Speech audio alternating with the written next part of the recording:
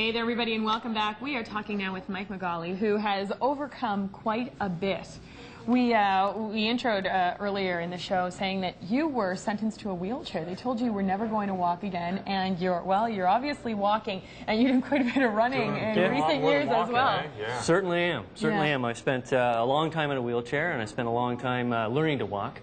But the most powerful part was, putting a system in place to get there. So that was the most important part, because anybody who's facing this kind of tragedy has to learn how to reinvent themselves, has to recreate who they are, and step through that process. And that's...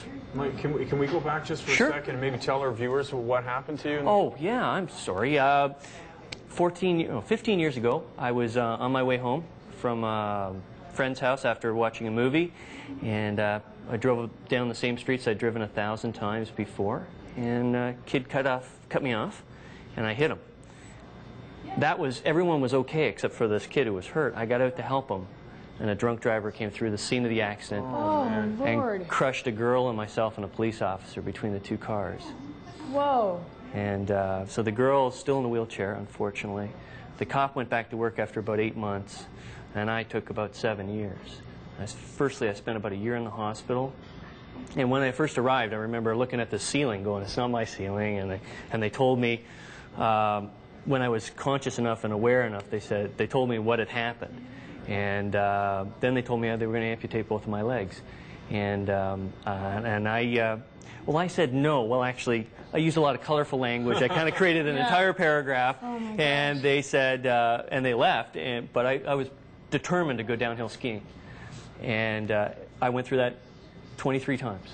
Every time they tell me, Mike, we're going to sign this paper, you're going to be a double amputee, you're going to wake up, you aren't going to have any legs. And I'd say, I believe in you, I know you'll do the best you can, I'm going to wake up with legs.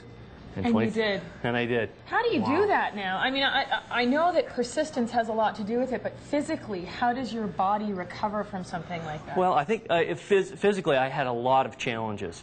It wasn't just that the bones wouldn't heal, and it isn't just that we had tried so many experimental different techniques to try and get the bones to grow, and we had taken muscles out of my chest and put it in my legs to try and increase blood flow, and tried a whole bunch of experimental things at the original time of the accident. But it was the physical part started. We tried a lot of new things at the time, but mentally is where the game is really played. And that's when I talk about the power of persistence, because you've got to put a system in place to get there. And 7 years it took you to learn to walk again. What what kind of struggle was that? Were there points where you thought to yourself, you know what, maybe I should give up? I hit bottom at about 15 months, and I was looking for, honestly, I was looking for a way to, not recover. I was looking for a way to check out. And I realized, and I had a lot of loving people around me who supported me and helped me go to a counselor and psychologist, and we kind of worked through it. And what I started to do is recover who I am. And each time you have to reinvent yourself as you start to recover. And so I do a lot of coaching for folks who do that, who are in that recovery phase and they're trying to reinvent who they are. But that's how I started to do it, because I had to reinvent me. I went from Mike the entrepreneur to Mike in a wheelchair to Mike with possibility of never walking again to Mike who did a triathlon. So, Mike, I'm hoping that we don't have a whole lot of time for more questions. I'm hoping you can stick around a little later in the show. Because there's many more things we want to ask you. One thing is, though, the amount of determination before the accident. Were you that type of person, or did that come out when you were faced with this daunting challenge? Well, honestly, I think when the daunting challenge showed up, the character within just kind of jumped forward.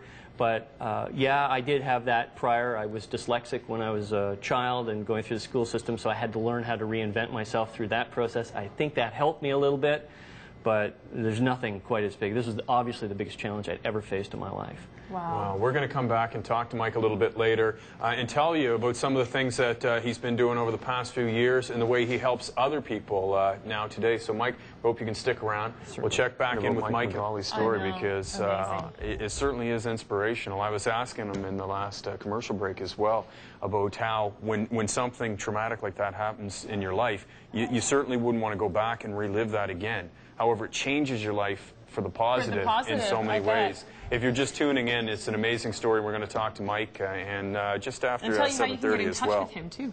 Well, I'll also show you a DVD that he has. There it is, right on screen right now, called Getting the Edge, which is about the power of persistence and his story and how some of the things he's learned might be able to help you in your life as well.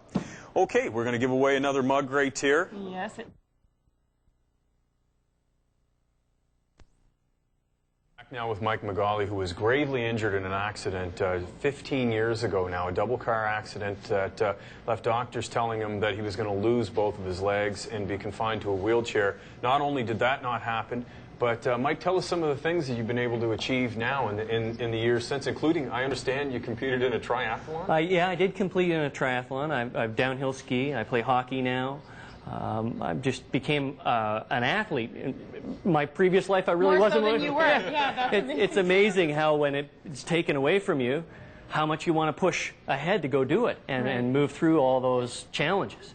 And you know, it's just been incredibly exciting. So you use your experiences now and your stories to help other people. Can you tell us how you try to help people these days? Well, certainly. There's one area of my business is I do a lot of professional speaking where I go out to associations or groups that in particular have to reinvent themselves if they're having a challenge getting through whatever they're focusing on. In other words, if they're having a challenge with trying to execute with their sales, if they're having a challenge with social groups that need to overcome whatever adversity that they're having, and I share the story, but I give them tips. on more personal levels too, like even like with the person you were saying, like somebody who loses their job, and if their identity was associated with their job, you can help them through that as well. Yeah, I do trauma recovery coaching for people who are trying to recover who they are from a trauma, and that doesn't have to be a physical trauma, it can be an emotional trauma. And so I help people step through that process and recreate who they are. Wow. Absolutely incredible. So what brings you to Halifax? I'm actually here speaking for an association that does a lot of work with the university students.